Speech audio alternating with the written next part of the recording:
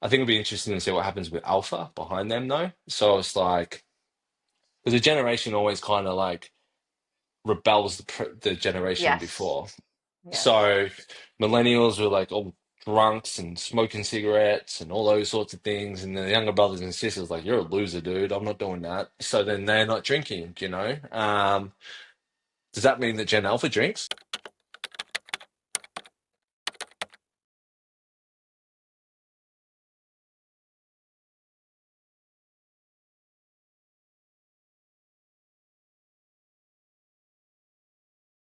My name's Aaron Trotman. I am the founder of Non. It's our sixth birthday, like this week, actually. So this is a birthday podcast, maybe, Yeah. if we want to call it that, which is cool. Yeah, we sell the drink in 15 countries around the world. I started it off the back of an idea. Basically, I was just wondering why you couldn't buy the style of drinks that they make in a degustation non-alcoholic pairing in a bottle. And that was it. It was quite simple. And the spark came when I was at the Clove Club in London.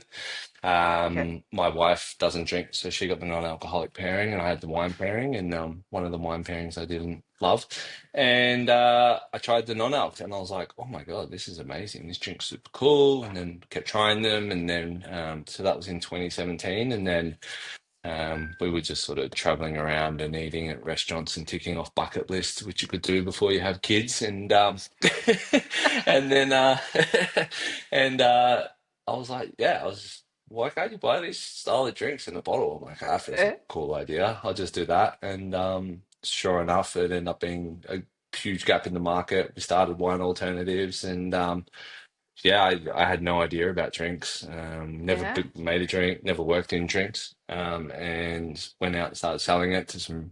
I knew some friends with restaurants, and they were like, "Oh, this is super cool. Yeah, this is awesome. Like, these are really hard to make ourselves. This sucks. Like, how many you got in the car? We need them for service tonight." And I was like, "I haven't got any, but I'll have them for you next week." And I didn't have any labels. I didn't have anything, so I just quickly figured it out and shipped the next week, and we're in business. And that was it. Nice. Um, so this is you started in 2017, yes? Or So you were We started, introduced? we launched in, yeah, 2017 was when I had the first non-alcoholic pairing at the Ah, Clove Club, okay. and then we launched in 2019. So I started selling in, I think the first invoice was April 6th or 8th or something. Hmm. And then we actually officially launched in July. So in Australia, we have Dry July. We're the only country that has it, of course, Yeah. instead of Dry January. So we launched off that. We knew that we had the press article coming out from Broadsheet, which is kind of the biggest food publication here in Hmm. Australia.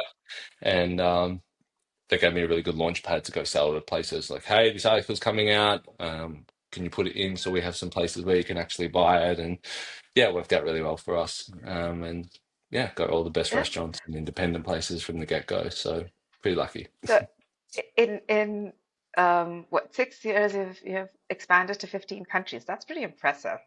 Like Yes. particularly, is it um is it because it started and expanded really well in Australia, or did you actually start looking at other markets first and kind of also do a side-by-side expansion within Australia?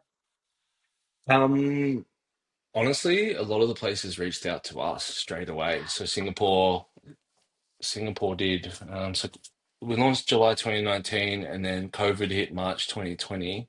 So then we just signed our Australian distribution deal, and I was doing Mm. all the sales, marketing, everything myself, up until that point. And then there was the biggest order we'd ever had, and I was like, "Oh no, I've got all this stock." They're like, "We need to reduce our order," and I was like, "Oh shit, we're in trouble here." And then I was, because we had the article, someone in Japan had already seen it, who's still an importer today, and he just wanted his own label. So and it the nutritional panel needed to be in Japanese writing, but I couldn't afford the Okay. labels. So I had all this excess stock, and I was like, "Oh, I'll just put a sticker on it. I'll take a photo on the right angle so it looks like really good." And he's like, "Oh, that's fine. Just send those." And I was like, "Awesome." I just got rid of all this stock, and COVID's hit, and And then, yeah, sure enough, that sold out before I got there. And then a guy from Singapore reached out. I was like, who are these crazy people buying new products during COVID and restaurants are closed? Sure, here you go. Here's some stock as well. And it just kept selling out before he got Okay. there. So, and then yeah, interest from New Zealand and then interest from the US. So the US was originally some guys who had an online store, and then I ended up Hmm. deciding that I'll be the importer into the US. And then yeah, we've had different distributors there, and we've only just gone into the UK last year.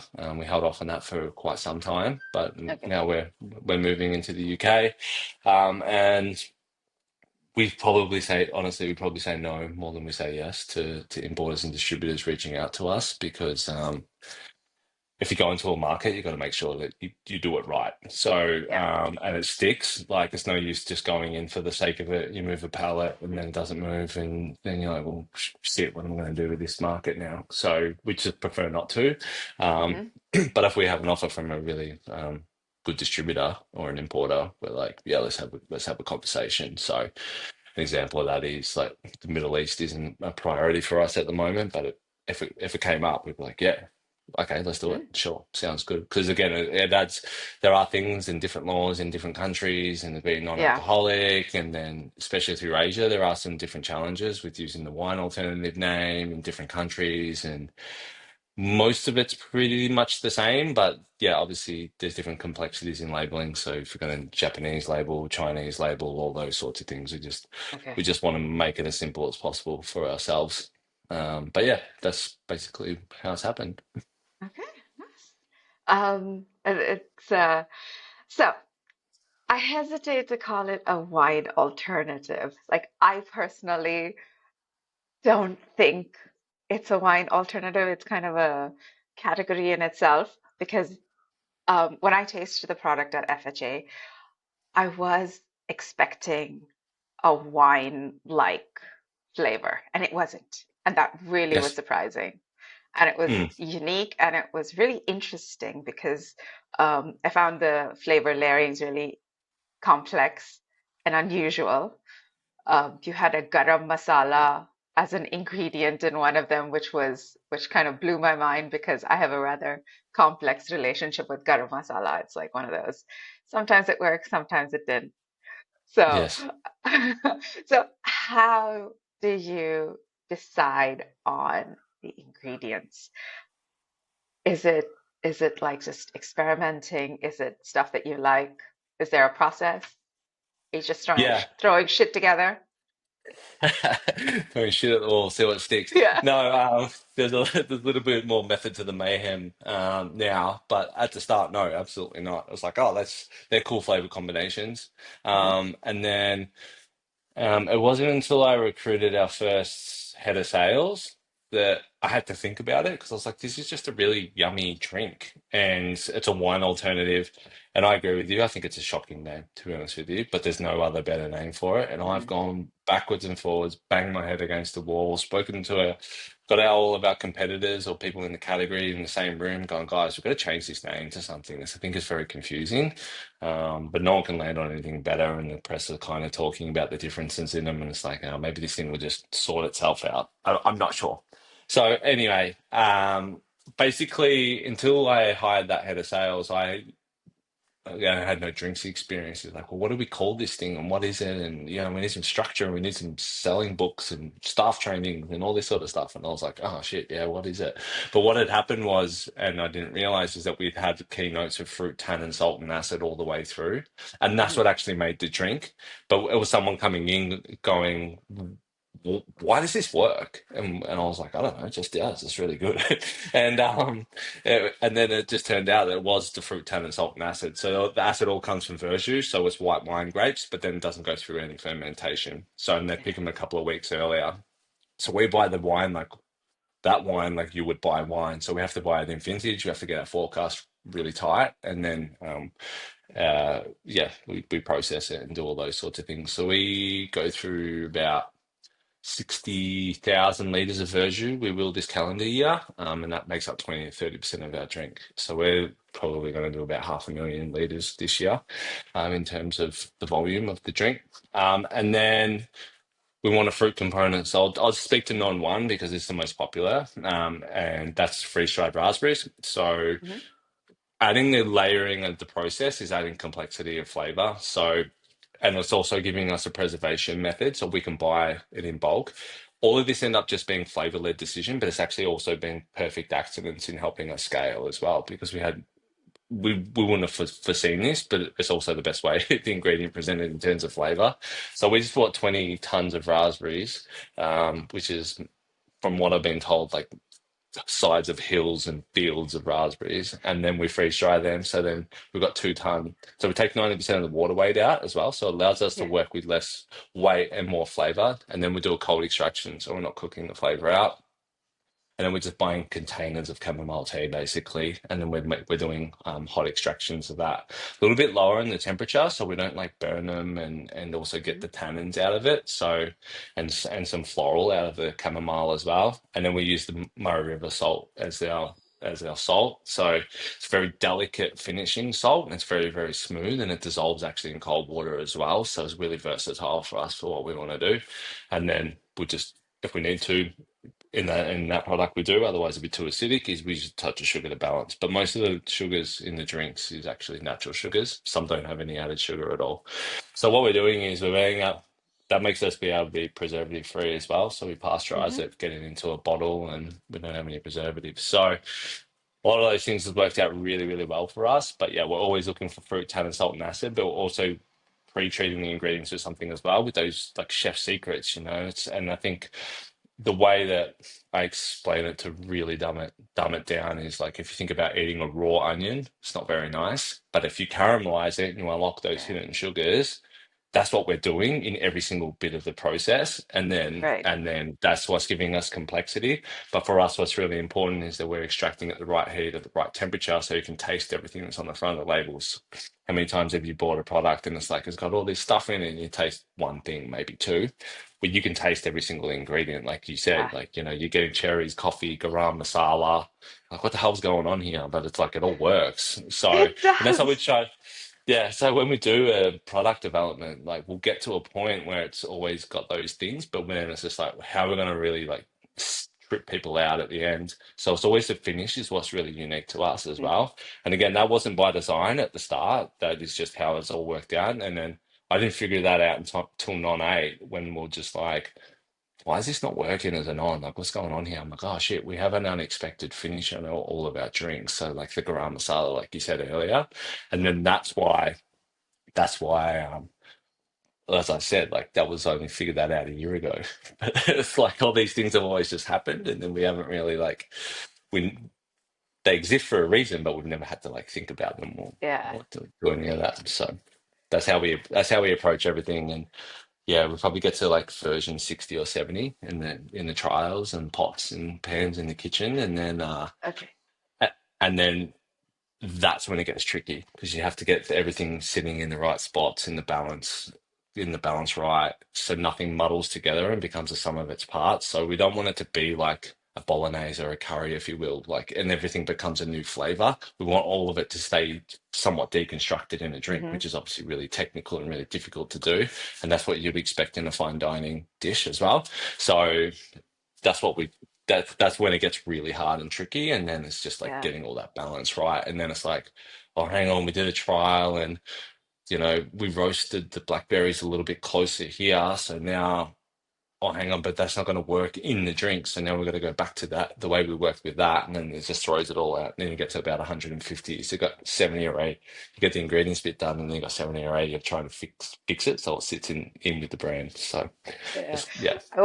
I was gonna ask you that, like, how long does it take to actually get to a point where you're really happy with the final product and 60, 70 Yeah, tries? that would be the start. That'd be Yeah. it went really good and well and fast as 60 or 70, but we'd probably be more in 130, 140 now. Okay. And as we've gotten bigger, I think it's gotten harder because Hmm. there's an expectation that we didn't have before. We could just do whatever we felt like. And now it's just like, well, these guys we have the reputation that we have. So now we have to really deliver if we do something new. So we're probably a little bit more careful than the cowboy ways that we used to do it. So, um, when, ha- so are you also thinking about pairing, like food pairing, when you're putting these ingredients together? Is that a conscious decision? We think about everything because we're working with food from a food perspective for sure. Hmm. Do we go, oh, we want something to be pair it particularly well with this dish and there's a gap in the market? No, we don't think like that. Hmm. Well, actually, that's a lie. The new one that we did, we're going to make the world's best non-alcoholic to go with the steak. So this is the first time that we've done it with non-9, which will be out in a couple of months. But in the past, it hasn't been. It's about what can we do and push the boundaries with flavor extraction, level up the category, make it better for everyone else, give consumers a really good experience, get the palate weight there, do all those sorts of things. And then once we finish the drink and we're happy with it, you're like, well, what does it actually pair with? And it's like, is that useful? And is that helping the venue and all those sorts of things? So um, we have enough in the range now that we could buy a bottle of non for any occasion and pair it with any food. So we're not thinking as much about it at the moment in terms of what it's going to go with. But I think we did a collab last year, which was a still red, and that was the first still red that we've done, Hmm. and we're just like shit. It just made us realize that we had to do a still red. So that's why we're doing that next. Okay. Um, and in terms of price point, where does this sit? So it's in Australia, it's $30 a bottle, and it's the same in the US. And then in pounds, it's £20 a bottle as well. So it's in the premium side of it, Mm, in terms of pricing, but it's really expensive to make. So I've got five chefs that make all the products and everything. There's no techniques on how to do this or machinery on it. Like we're kind of Frankensteining some things together and making it work for us as well. And base alcohol is actually really cheap. So, and then if you yeah. put that in and make a gin and you pump a bunch of herbs in it, then you've got it. It's obviously got different taxes though, obviously. So there is expensive and there's obviously a heap of craft in it for sure. But an example is that the verjus that we buy is three times the price of what wine is to buy, just standard wine. Right. So, like when you're talking about things that don't exist in bulk, in like wine, like you can buy wine from anywhere, from any region, and there's heaps of it going around. You could relabel it if you want to, but there's two or three verjus producers. You're kind of hamstrung as well by what they want to charge you in some ways as well. So until you get the scale, and then you're like, well, can we do this ourselves? But that takes a long time to get to, and yeah. So it's $30. There's a whole punnet of raspberries that have been freeze dried in there in per bottle of non-one. I don't know what price you paid for the raspberries last time, but I don't know anyone that's buying them cheap at the moment. So the ingredients are really expensive. Yeah. Yeah. Considering that we don't get raspberries that easily in India, we're probably paying half a kidney for it. So I'm not even Okay. going to think. I'm not even going to think about the price of that. I always see Um, memes. I always see memes of like there's this guy on a yacht and it's just like you won't know when my daughter stops eating berries, but there will be signs. And it was like, who's this guy was on a yacht?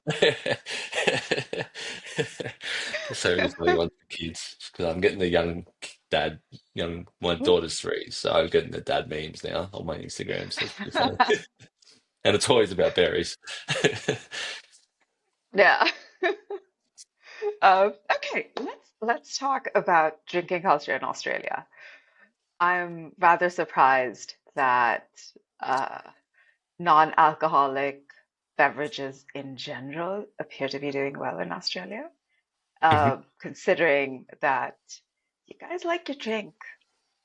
Yes, I So, think, yeah. So I was surprised too. I'm really surprised, to be honest with you. And I think the advantage that Australia had is that the quality's there and the products mhm. are there. So non-existed. It gave the restaurants a really good option. It actually got that cultural movement to go forward. Heaps Normal came out with a fantastic beer. They started to fill out the menus and the programs in restaurants, and then that kind of led to the movement in many ways and making it very accessible. And it's just changing. So anyone I know in a bar or a restaurant or with a club, even they're like, no one drinks anymore.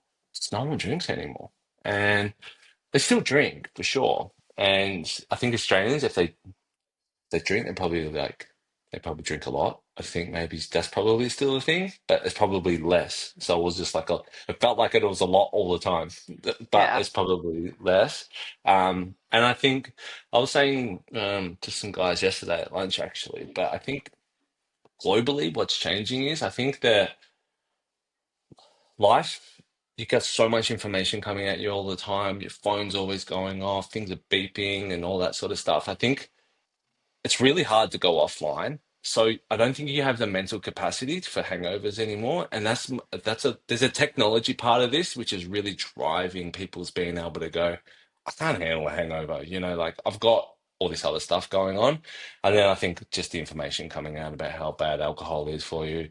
The biggest podcasters in the world are all like, don't drink, super Yeah. healthy. This is my Yeah. vitamin protocol, blah, blah, blah, blah, blah.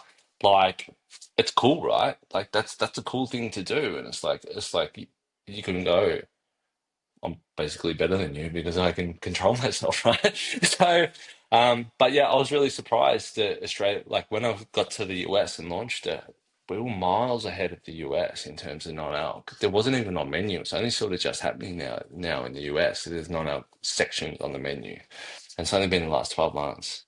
So I was I couldn't believe that when I first got there. So I think it's really interesting. But yeah, overall, I just think people are tired. They're kind of over it, and there's too much information coming at them all the time, and to throw booze into the mix and stuff as well. It's just life's too complicated for that. Actually, that's a really interesting way of looking at it. It's usually one of the answers I get for this is, oh, younger people are more conscious about what they're consuming. They're just more health conscious. But this actually makes a lot more sense because we just have too much, we're overstimulated and we Correct. don't need the hangover to kind of add on to that. Or at least even not just the hangover, but there are people who are um, allergic to alcohol. Like a lot of Asia is struggles with the Asian flush. And Yes. so this is a great alternative. And I can see why um, countries like Singapore or Japan would find this an intriguing option. And it's complex. It's not for kids. It's clearly not for kids. No, So, absolutely. And it's really designed to be at the table with food, and feel special. So it's priced to feel yeah, special.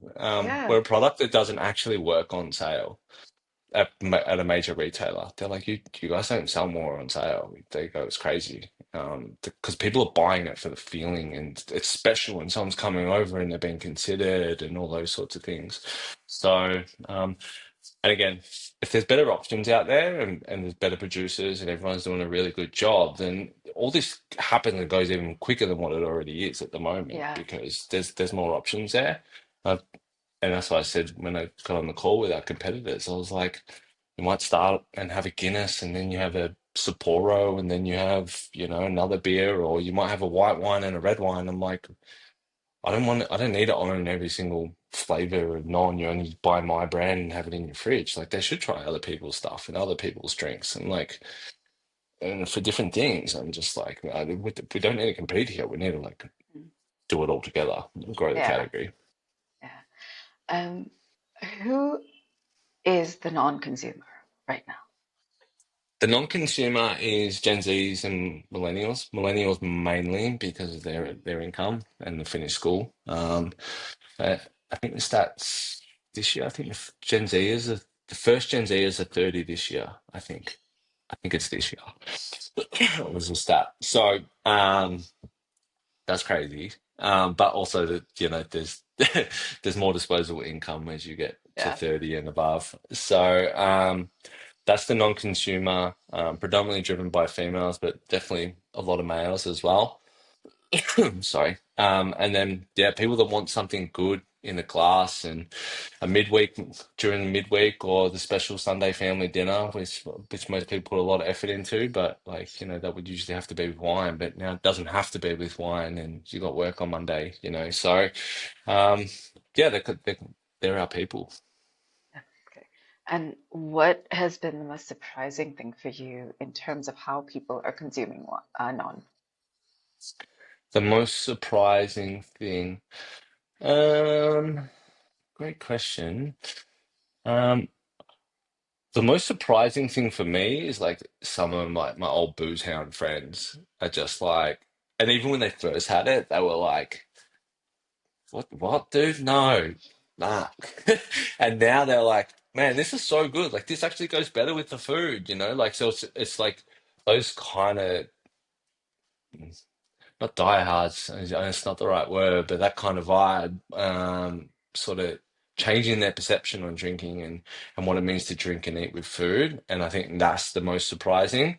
Like you can turn even the sort of your hardest critic around on it eventually because they're like, oh, Yeah. I didn't get this, but now I'm not drinking and I want something with food. This makes all the sense in the world. So they eventually get there, and I think that's probably the most surprising thing for me. Yeah. Okay. Nice. Um, all right. What have been some of the challenges that you've had over the years, like particularly in terms of expanding, getting people to know and understand the Mhm. product? So I think, what's, yeah, I think the challenge, some of the main challenges, and they change all the time, obviously. So I'll be speaking to what's kind yeah, of we've maybe resolved lately. There's obviously been issues in scale up and consistency. I think when you're until you're big enough, you can't get really good supply agreements in place. That was some of the initial ones. So we had a lot of inconsistency in the freeze-dried raspberries, for example, because some would be from Mexico, then they're from Poland, and then they're from wherever else, because we could only buy what we could afford, and they're so expensive. Like freeze drying's $120 a kilo or something for raspberries. It's like insane in terms of the cost. So that's one of the main challenges. But one of the other ones is that you don't why that is a challenge is because you don't get the same flexibility as you do if you had a natural product. So wine is a natural product, and the seasonal variations. This is the vintage. It is what it is. I prefer last year's, but this one's still nice. That's cool. We didn't have that. Everyone's like, is non-alcoholic, it has to be as consistent as Coca-Cola. You're like, well, that's virtually impossible. So they've been the big ones, but we've also figured a lot of those things out buying a full year's worth of product or supply that we need of ingredients. So they're all from the same field and have the same sun hit them and all those sorts of things. And then we're able to lock that flavor in for the year. And also, we've just technically gotten better and hired smarter people, to be honest, to make sure that that happens. So that's been one of the biggest challenges. I think the one alternative thing is obviously a huge challenge as well. Like your reaction's not uncommon to saying there's nothing like a wine. And some other people go, yeah, that's the best name for it. And you're like, oh, can't. It's really annoying. So anyway, some people agree, some people disagree. I'm just like, oh, we'll fight that battle later. So I think that's one of them as well. And then I think probably just from a business standpoint, I just don't, and I'm only just sort of realizing this now, is there's something in non-alcoholic drinks and just general consumer pickup of it. So the organic growth of people coming into it and trying the products, you can't outspend that, or there's a good balance in terms of your marketing and awareness that you need to do for that, I think. And I think it's just getting to get that right, I think is a really tricky thing to do. And that's been a big challenge. And yeah, just from a founder point of view, it's just like the only person that's sick of your shit is you. Like no one else yeah. has seen it, you know what I mean? So it's just like you think anyone's got heaps of awareness and everyone should know it, and I've never heard of it. It's another first time. It's another first time. So I think that's just a personal one for me that I've just had to figure out. Are you present in retail Yeah, stores and so so on? we've been independent in independent retail in all markets, and they're not really in any chain retail. So that's been deliberate in many ways. So in Australia, we're in Dan Murphy's, and we have been in there for a couple of years, but just in their key stores.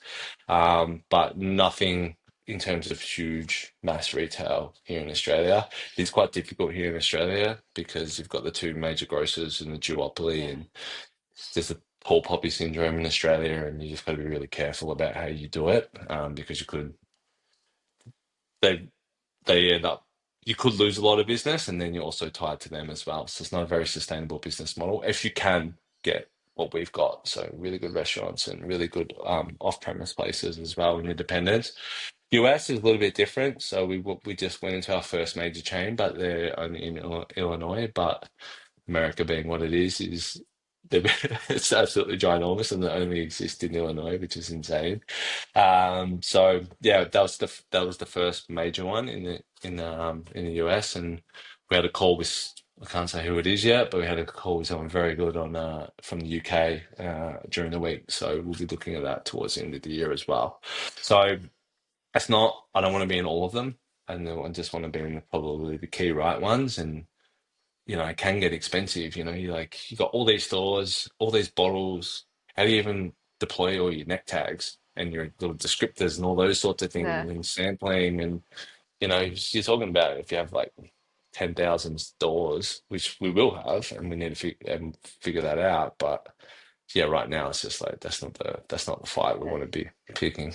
Yeah, so look, we got to where we did 20,000 cases last year, and we did it with 125 chain stores globally. So, like, we've Okay. got a really good sustainable business model. Yeah.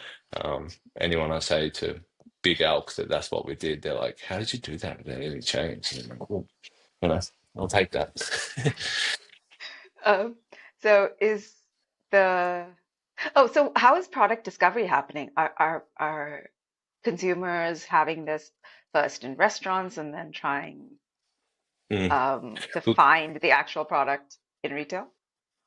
Yeah, so that's exactly what's happening. So we did a survey of our online store customers probably like 3 or 4 months ago, so it's fairly relevant. Most of them said they experienced it on menu in a restaurant first, and then came and purchased to us online, or went and purchased it into a store. Um, so yeah, it is a challenge that we have, is that some of the distribution and the availability, it makes it a little bit hard to get if you want to go grab a bottle from the shop. So we definitely want to unlock some more of that, but get the balance right as well. But generally, it's in a restaurant, or I saw it on Instagram. They're kind of the two main ones, really. Yeah. Right. Okay. And in terms of so you are now present in a lot of places. That basically Mm-hmm. means you've had to scale up a fair amount. Mm-hmm. So does that also include investing in new machinery, creating new Mm-hmm. machinery? How Mm-hmm. has that worked out? So we built HQ 3 years ago, and we bought the right tanks that would get us to where we're at today. We literally just had our biggest tank that came in is absolutely ginormous, and only just been under the roof. It was like 30 centimeters under the crane. I was like, I was like, who measured this? And they're like, oh, we totally knew what was going on here. I'm like, no, you got really lucky. There's no way you guys knew that this was the case.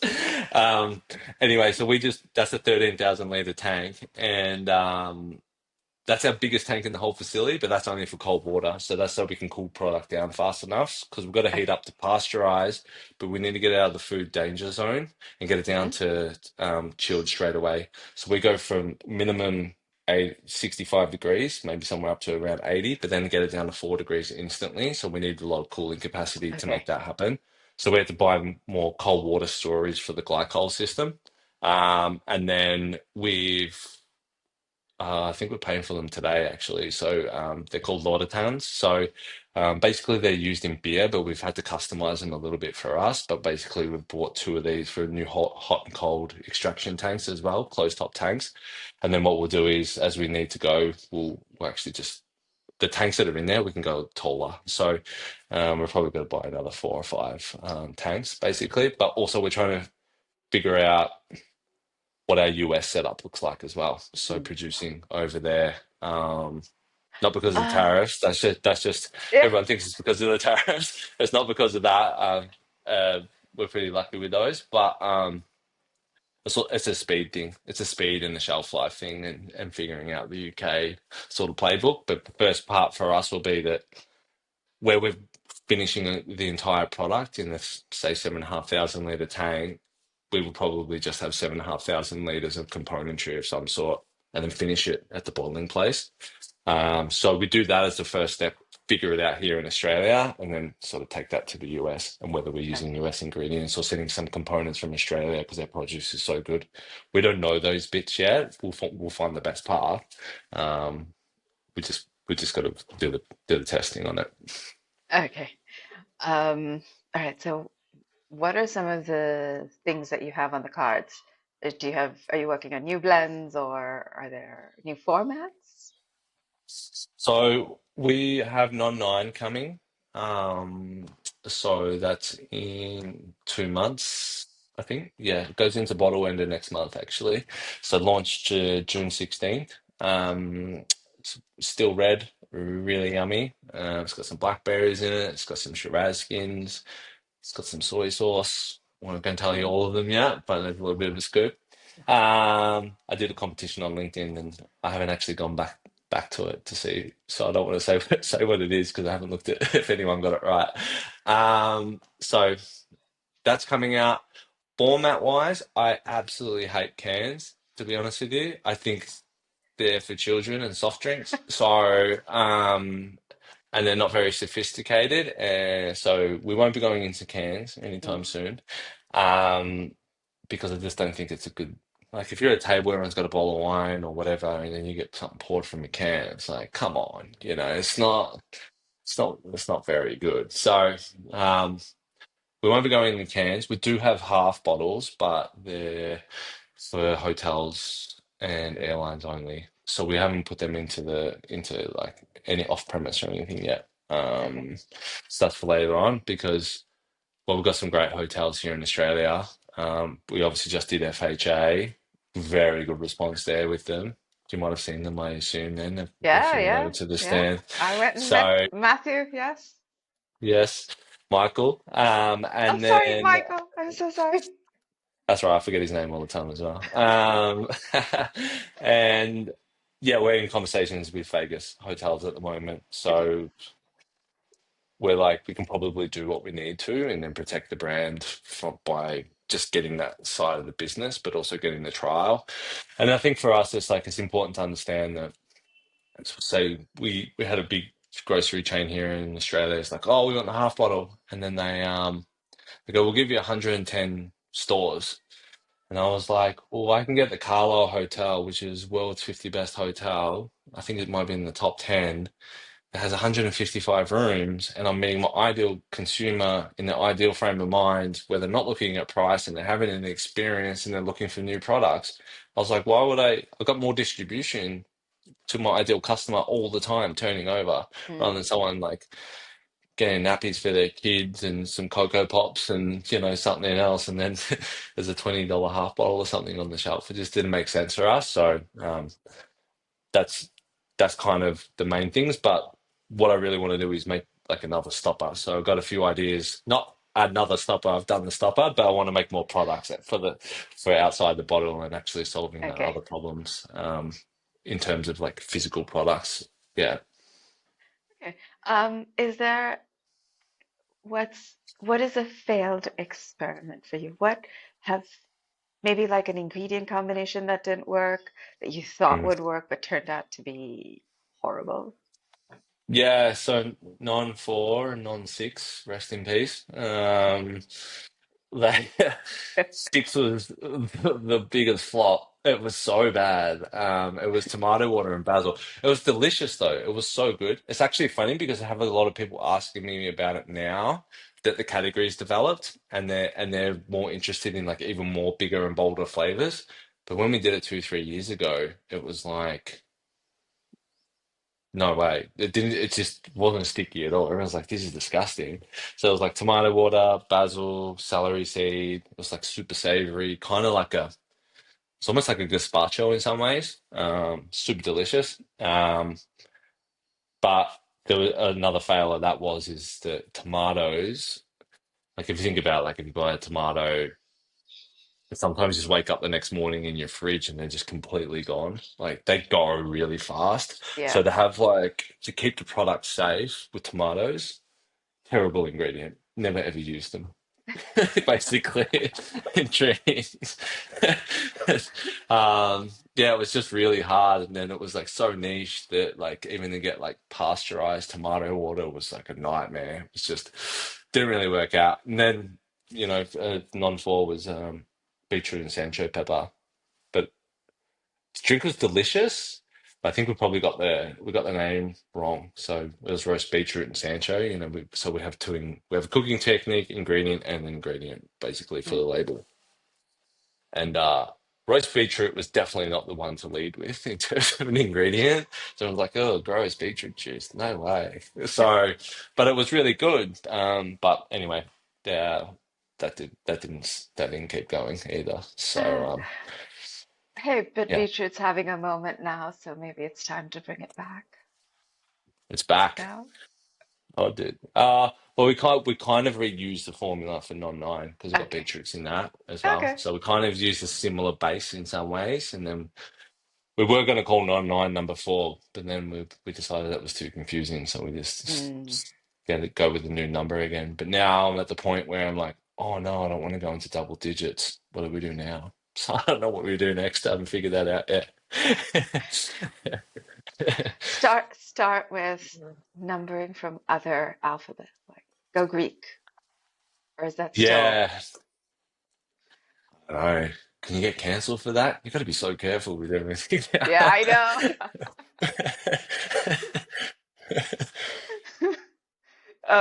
All right. So where do you see this category heading?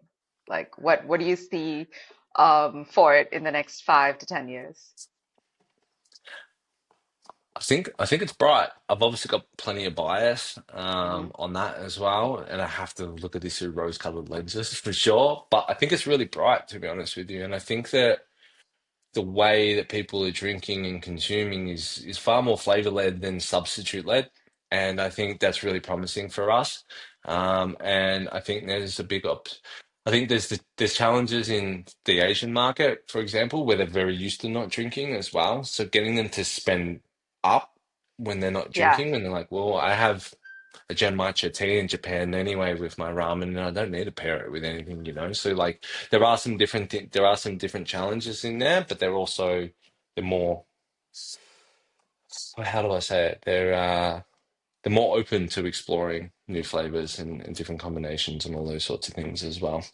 So I think it's quite bright. I think that Gen Z are very interesting, of course, and they're going to be the biggest consumers, and their preferences aren't going anywhere anytime soon. Like, I can't see Gen Z is not drinking at 18, and then all of a sudden, all these Gen Zers at 30 go, okay, I drink booze now. Like this will be their life. So, and this is only just starting, and we're only just starting to see it. I think it'll be interesting to see what happens with Alpha behind them, though. So it's like, because a generation always kind of like rebels the generation Yes. before. Yes. So millennials were like all drunks and smoking cigarettes and all those sorts of things. And the younger brothers and sisters like, you're a loser, dude. I'm not doing that. So then they're not drinking. Does that mean that Gen Alpha drinks?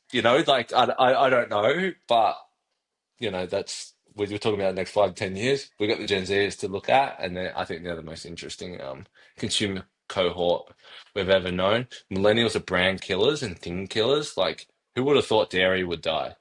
Like, like who could have predicted that? Millennials are absolute savages. So I think yeah, it would be interesting to see what happens with Gen Z. Um, what's so after the UK, what's the next market you might be looking at? Or is there a market you really want to get into? I really want to get into Mexico so I can just go there, to be honest with you. Um, I just want to go to Mexico City really bad. And I could go on a holiday, but then I end up traveling so much for work. The last thing I want to do is not be home because I'm on the road nearly three Yeah. months a year. Um, so China's next for sure. We're in some conversations with a good distributor there. So it's just getting that right, and then sounds pretty complicated to be honest. So I don't think we'll do more than that. But yeah, I'd really like to learn how to sell a product in China because it's so unique. Like the live shopping stuff. I'm like super Yes. cool. Like I think it's really interesting. So yeah, China's next. So yeah, UK's pretty much sorted now, and then just keep on going and penetrating, and then new markets. China is definitely focused for sure. Nice. Well, good luck with that. Are Thank you. you going to trade shows and so on in China? I don't think we've got any planned at the moment. We use an agency there, like a sales Hmm. agency. And they actually go to all the trade shows. The trade shows is such a big thing through Asia. Um, and like everyone kind of hangs out and catches up and all those sorts Uh, of things. So they send them through all the time. And to be honest with you, I don't read all the emails. We might be at some, and the models will be yeah. there, but I've actually lost track of it to be honest with you. Um, but I did Finexpo last year in Hong Kong, and I loved it. To be honest with you, so yeah, I think we will do more. We've already done Food X this year. I think we're doing Finexpos in Singapore. We've done BCB now as well. We've just done FHA. So yeah, I see the value in trade shows, and especially through Asia. Just because the countries are all so spread out, you kind of have to go to those things to kind of find out what's going on, I think. So yeah, I like them. Uh, they seem the US ones are like so big and expensive and Yeah. clunky. I'm interested to see what the UK ones are like. So doing the London Wine Fair and things like that. So and then apparently Pro Wine in Paris last year or this year was awesome. Like really good. Like that's the one. So we kind of like going to the wine shows, if anything, Yeah. is probably Yeah. where we really play the best. Yeah. Oh, nice. Well, that's mostly it. I'm kind of done with all my questions. Okay, cool. All right. Well, thank you. Thanks for getting up so Thank early as you. well. Oh I couldn't believe no. it when I saw your email. So anyway, No, thank no, you. that's Appreciate fine. I it. mean, this is it's really comfortable for me. So Okay. thank you. Thank you No for worries. taking so much time and speaking with me. So, You're very welcome. Thanks for having me. bye.